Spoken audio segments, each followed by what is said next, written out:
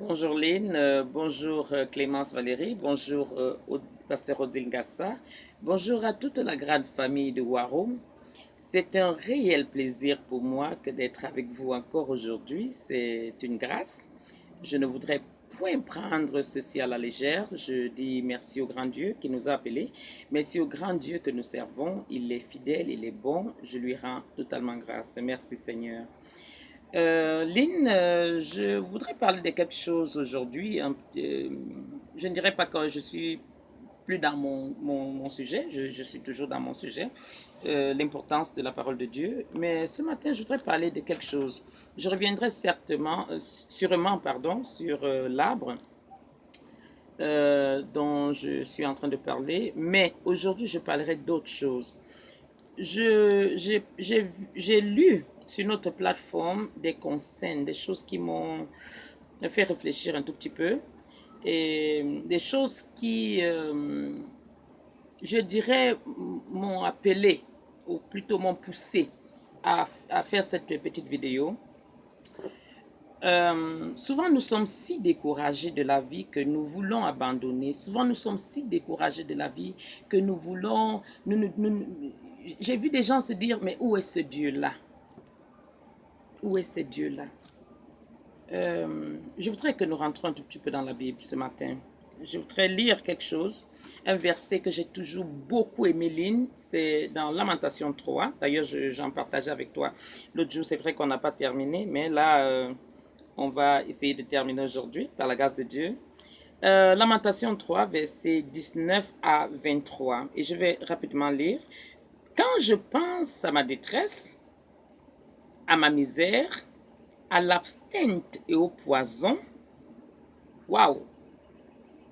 Ma détresse, beaucoup de gens sont stressés. Beaucoup de gens traversent des périodes où ils se disent, waouh, quelle misère! Beaucoup de gens ont une vie où ils se disent, quel poison, quelle est cette vie? Qu'est-ce qui se passe? Pourquoi? Comment je vais payer mes factures? Comment mes enfants ont fait ceci?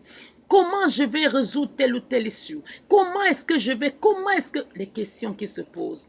Et quand je pense à ça, la Bible dit que quand mon âme s'en souvient, tout ce que je traverse, tout ce qui écueille mon cœur, tout ce qui me fait mal, tout ce qui me rend triste, tout ce qui me rend stressé, quand mon âme s'en souvient, elle est abattue au-dedans de moi.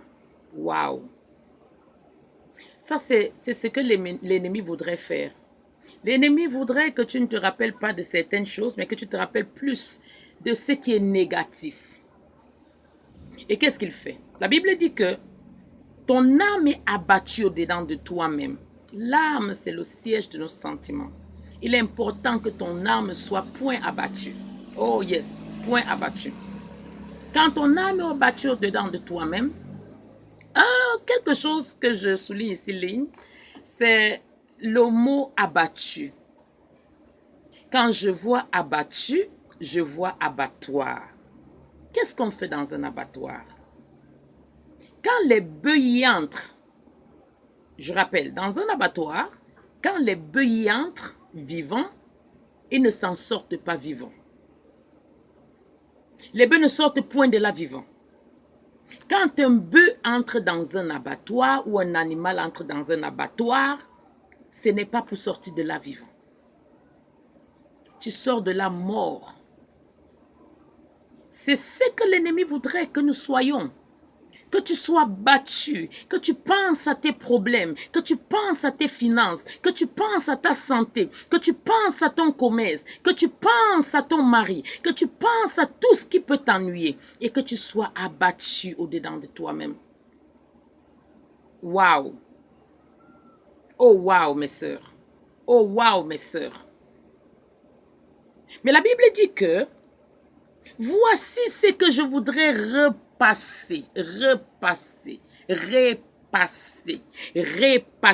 comme tu repasses un vêtement. Quand tu veux repasser un habit, tu passes et tu repasses. Voici ce que je voudrais repasser.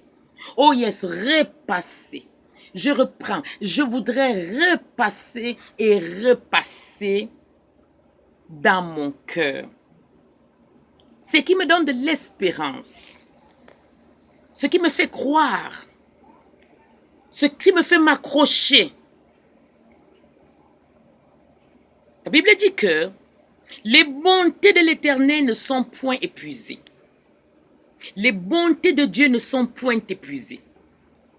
Ses compassions ne sont pas à leur terme. Elles se renouvellent chaque matin.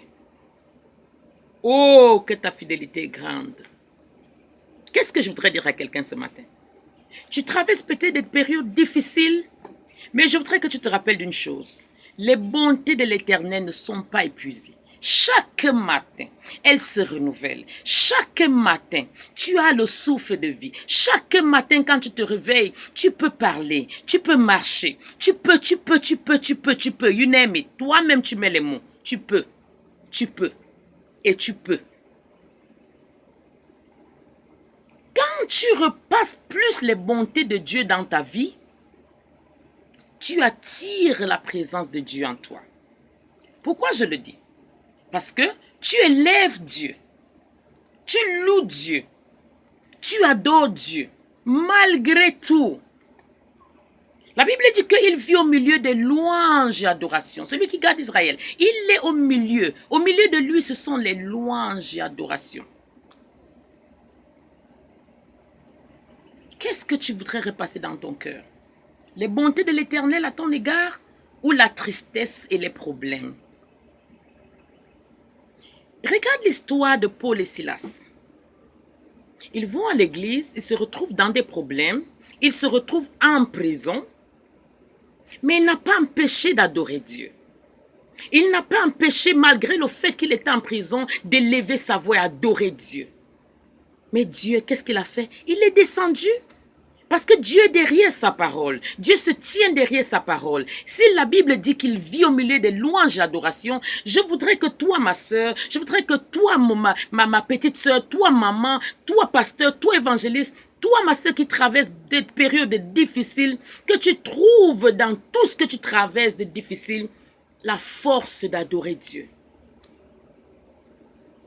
Paul était en prison, il pouvait se dire, non, mais comment? Je suis en train d'aller à l'église, je me retrouve en prison. Ah non, ce Dieu-là, non, c'est pas Dieu que je sers. Mais il a fait confiance à Dieu.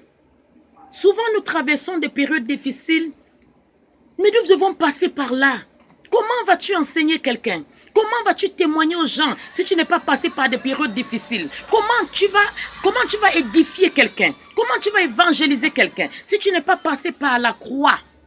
Comment tu peux? Comment vas-tu montrer aux gens que, regarde, j'ai prié, j'ai espéré, j'ai fait confiance à ce Dieu et il m'a délivré de ceci ou de cela. J'allais à l'église, je me suis retrouvé en prison, mais j'ai prié ce Dieu, je l'ai adoré, je l'ai exalté, et il est descendu et il m'a délivré. Ma sœur, ne te décourage point. Rappelle-toi d'une chose, tu dois garder dans ta bouche la louange et l'adoration. Mais qu'est-ce que la louange? Quelqu'un va me dire ce matin. Qu'est-ce que l'adoration, pasteur Yvette? La louange, c'est tout ce que Dieu fait pour toi. C'est tout ce que Dieu fait pour toi. Tu commences à élever ta voix. Qu'est-ce qu'il a fait pour toi? Il t'a donné le souffle de vie. Dieu t'a donné les yeux. Dieu t'a donné des oreilles. Dieu t'a donné une bouche. Dieu t'a donné une main. Prenons l'exemple seulement de ta main. Avec ta main, tu peux louer Dieu pendant des heures. Sans ta main, qui va préparer pour toi? Sans ta main, qui va te laver? Sans ta main, qui va te conduire où tu vas? Sans ta main, oh sans ta main, sans tes pieds, comment vas-tu marcher? Avec des petites choses, tu peux louer Dieu. Et c'est quoi l'adoration? L'adoration, c'est dire qui est Dieu. Qui est Dieu? À ton avis, qui est Dieu? Tu commences à l'élever. Il est alpha, il est oméga. Il est grand. Il a créé le ciel et la terre. Il est le début et il est la fin. Oh, il est. Et puis je voudrais vous apprendre, mes sœurs, si tu veux savoir comment adorer ce Dieu-là, lis les psaumes. Rentre dans la Bible. Lis les psaumes. Copie la façon de David. Copie le style de David. Apprends à parler comme David. Demande à l'Esprit de Dieu de t'aider à louer et adorer Dieu.